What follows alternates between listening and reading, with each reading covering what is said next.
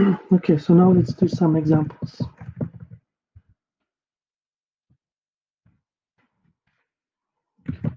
So suppose the resistance is 2, the inductor and capacity is 1, and our equation is for the charge.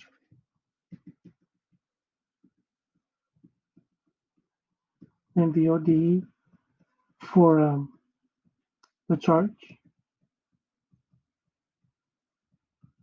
is y double prime, 2y prime plus y, and yeah, we have 0 voltage.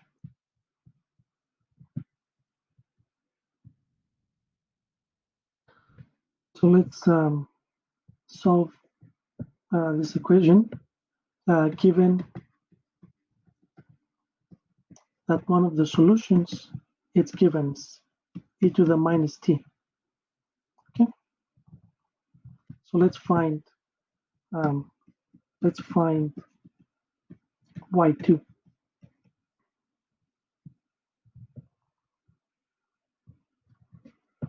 Okay, so based on our above formula, y2t is equal to y1 of t times 0t of y1 squared s 0 to s of the coefficient, which is s2, times ds. Yeah, we don't expect you to derive this formula. We can always just use the formula. No need to derive it. Okay, so this is e to the minus t. This is e to the minus s squared.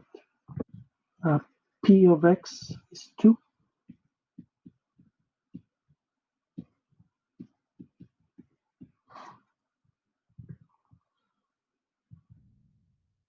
Okay. And what do we have? We have e to the minus 2s, and this is the same, right? Same, so they cancel out.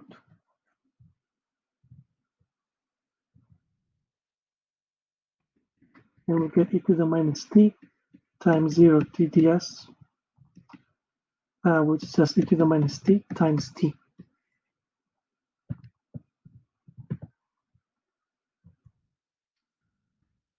So, so we're claiming that y, the general solution is equal to C1 y1 plus C2 y2, e to the minus t times u. So u of x here, u of t will just be t. Okay, so how do we check this? Well, we just compute the Wronski.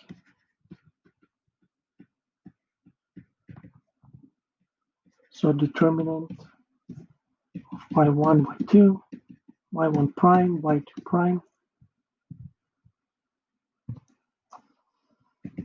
So y1, y2 prime minus y2, y1 prime.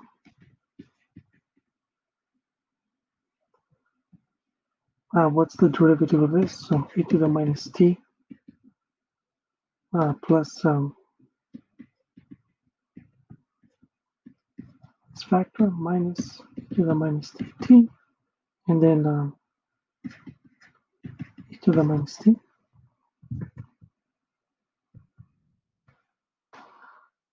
Okay, so what you're left with is e to the minus 2t, which is never 0. So y1, y2 are linearly independent. Okay, right? So, yeah, this is the solution. And as you can see, it says that it decays to 0 as t goes to plus infinity. So the charge drops to 0.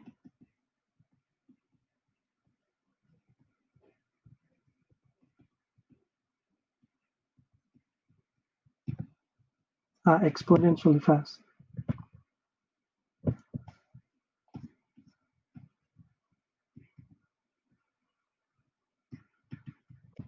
Okay, let's do a second example.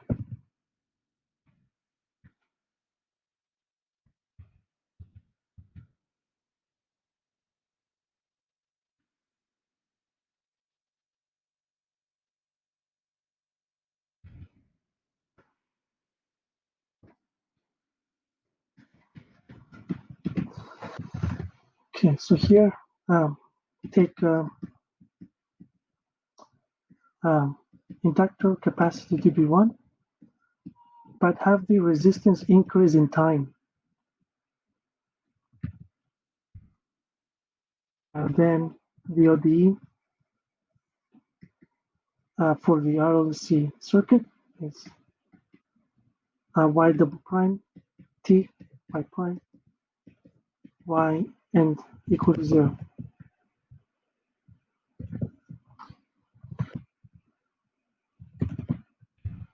So solve this.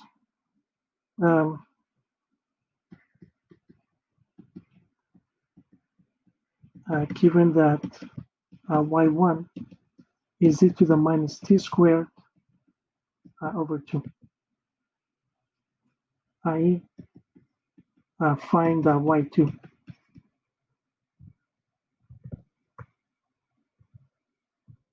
Okay, so again, y2 of t is y1 of t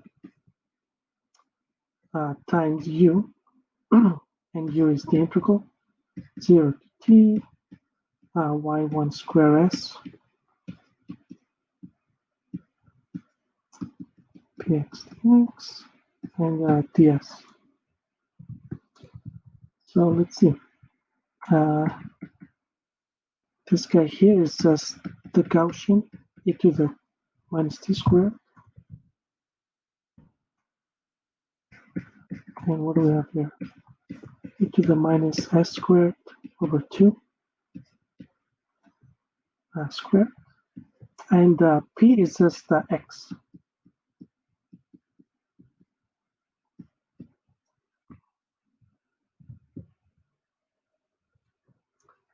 All right, so let's see.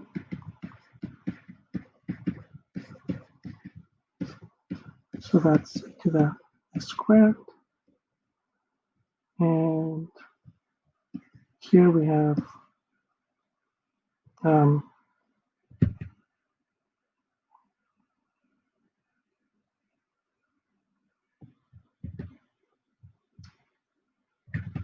where am I? So we have s squared over 2 ds.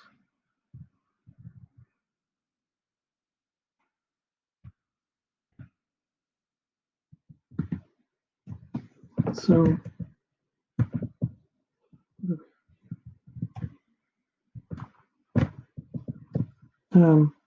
yeah, this is e to the minus t squared over 2, and we're left with e to the s squared over 2. Now this has no closed form.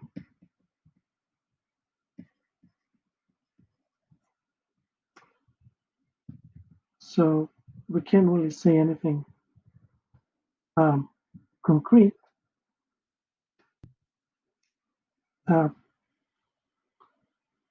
But you can still show that this will decay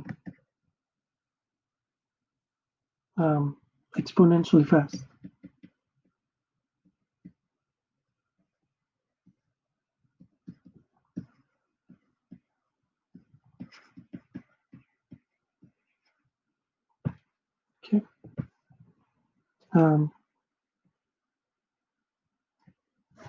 Right.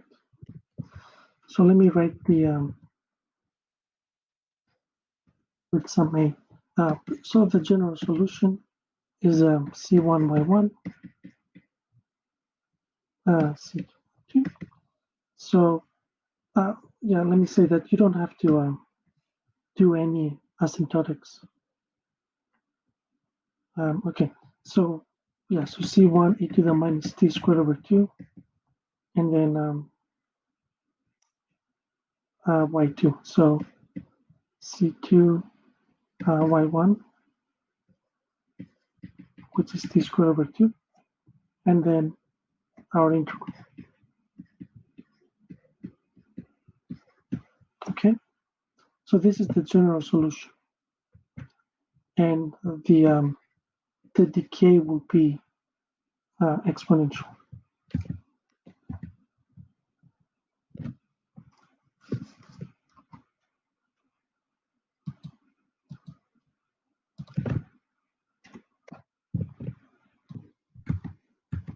Actually, I found the exact asymptotic. So the decay will be 1 over t. That's the highest order term. But again, you don't need to know this. Okay, anyhow. So this is the general solution, and it goes to 0. It goes to plus infinity, which is reasonable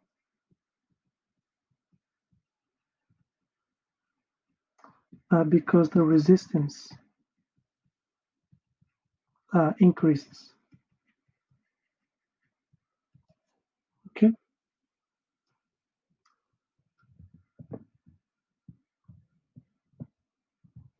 Okay, so let's do one more example.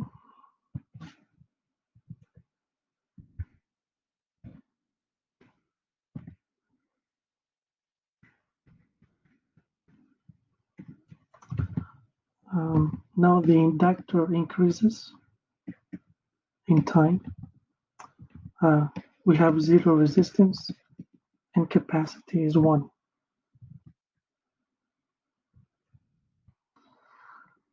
So the ODE is T by double prime plus Y equal to 0. So there's no resistance. And we're given one of the solutions is as log. Okay. All right, so y2 is equal to y1 times the integral 0 to t y1s squared and then integral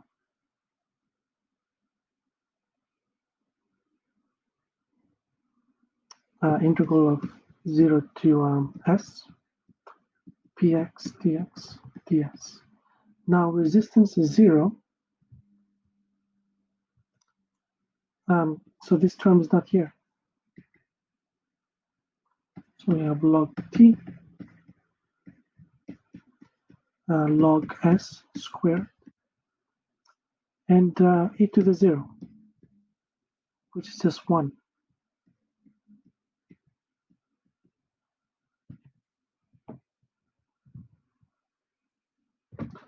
Okay, so the general solution is y1 c2 by 2